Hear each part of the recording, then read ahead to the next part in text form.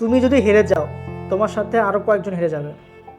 তোমার বাবা, তোমার মা, তোমার ফিউচার জেনারেশন। তুমি যদি জিতে যাও, তুমি নিজে জিতবা, তোমার ফ্যামিলি জিতবে, তোমার ফিউচার জেনারেশন জিতে যাবে।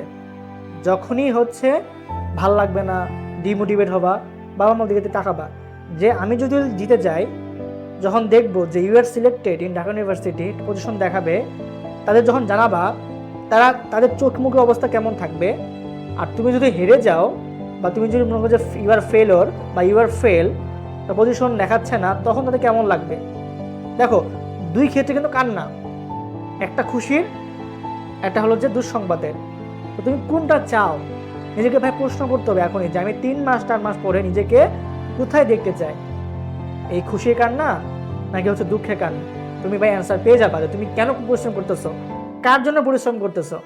এর থেকে বড় মোটিভেশন আর কিছু নাই। হ্যাঁ, তুমি যত যাই বলো, বাবা মায়ের সব কিছু, তাদের ওই একটা খুশির নিউজ, তুমি যে ছোটবেলা থেকে পড়াশোনা করতেছো, তোমার প্রতি তাদের কি পরিমাণ ডেডিকেশন ছিল, কি পরিমাণ ত্যাগ ছিল।